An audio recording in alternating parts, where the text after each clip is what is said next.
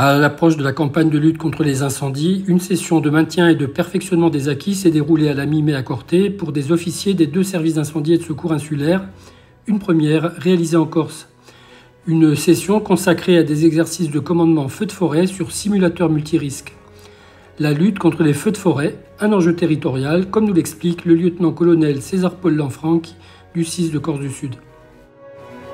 La formation de maintien aux acquis des feux de forêt des niveaux 3, 4 et 5 correspond à une obligation réglementaire. Depuis cette année, c'est la première année où les niveaux FMPA de niveau 3, de niveau 4 et de niveau 5 sont réalisés sur le plateau technique de l'école départementale de sapeurs-pompiers de Corté, où ça nous permet de travailler sur le simulateur multirisque en partenariat et en mutualisant les équipes d'apprenants et de formateurs avec nos collègues du service incendie et de secours Gigemonde. Cette session, consacrée aux feux de forêt, mais aussi à la communication de crise, matérialise la volonté des 2 établissements de coopérer dans tous les domaines, au regard de l'objectif affiché de la territorialisation des services d'incendie et de secours en Corse. Un effort important des 2 services formation pour une meilleure préparation opérationnelle, comme nous l'a détaillé le lieutenant-colonel Jean-Noël Rigaud du 6 de Haute-Corse. Tout ce qui se fait actuellement dans le domaine de la formation, dans le domaine de la conduite opérationnelle, bientôt on l'espère, poursuit cet objectif-là. Et il est important que les cadres aient l'habitude de travailler ensemble, que les cadres se connaissent et aient, je dirais, les mêmes démarches opérationnelles. Une session enfin réalisée avec des compétences reconnues dans le domaine de la communication avec l'équipe de Carlo Zaglia du magazine Soldats du Feu. Le défi, placer les cadres en situation de commandement d'une opération de lutte contre les feux de forêt et de gestion des médias.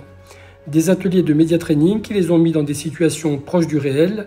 Les précisions de Carlo Zaglia, directeur du magazine, mais aussi expert communication aux 10-13 et 04. Aujourd'hui, la communication opérationnelle, elle est évidente et ce n'est plus une option, c'est une nécessité pour les corps de sapeurs-pompiers en France. Le savoir-faire, le savoir-être de la corporation est indéniable.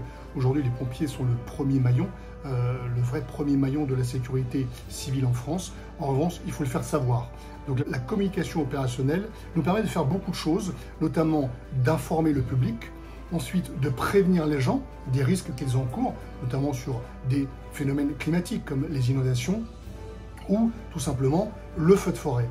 Et donc bien évidemment, aujourd'hui tous nos officiers de sapeurs-pompiers sont formés dans nos écoles, que ce soit l'école nationale supérieure des officiers de sapeurs-pompiers ou l'école d'application de la sécurité civile, sont formés à la communication opérationnelle.